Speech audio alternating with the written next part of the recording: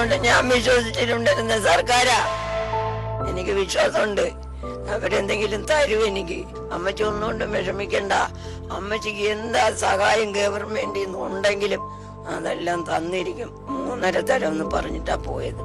നേരത്തെ പറഞ്ഞില്ല, ഞാൻ സർക്കാരിനോട് ബന്ധപ്പെട്ട് 100% വിശ്വസിച്ച് പോവുക.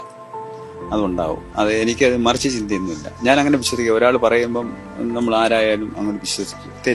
തരുമെന്ന് എനിക്ക് 100% വിശ്വാസമുണ്ട്. ഞാൻ ചാനലൊക്കെ പറഞ്ഞിട്ടുള്ള അതെനിക്ക് ഉറപ്പാണ്. ഞങ്ങള് ഇപ്പം മന്ത്രി തന്നെ പറഞ്ഞില്ലേ ഞങ്ങൾ കൂടെയുണ്ട്. അത് ആ കൂടെയുണ്ട് തന്നെ ഞാനും പറയുന്നു. എൻ്റെ കൂട്ടത്തിലേക്ക് ഈ ഒരു അവസ്ഥയിൽ ഞങ്ങളെ സഹായിക്കാൻ ഈ ഒരു ഗവൺമെന്റ് ഉള്ളു. ഞങ്ങൾ അതിനകത്ത് കടപ്പെട്ടിരിക്കുക.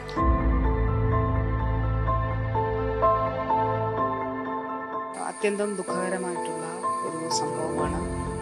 വളരെ ഹൃദയഭേദകമായിട്ടുള്ളൊരു സംഭവമാണ്. എന്നെ സംബന്ധിച്ചിടത്തോളം ഈ കുടുംബത്തിൻ്റെ ദുഃഖം എൻ്റെ ദുഃഖമാണ്.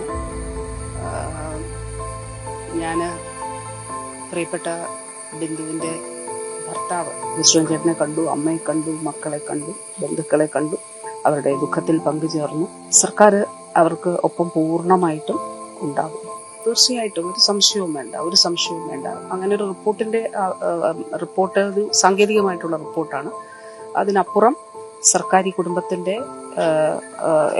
ഒപ്പം പൂർണ്ണമായിട്ടും ഉണ്ടാകും. അതപ്പോൾ തന്നെ പറഞ്ഞിരുന്നതാണ്. അത് ഇന്നും ആ കാര്യം ഞാൻ ആവർത്തിച്ചിട്ടുണ്ട്. അതിൽ ഉചിതമായിട്ടുള്ള തീരുമാനങ്ങൾ ഉണ്ടാകും.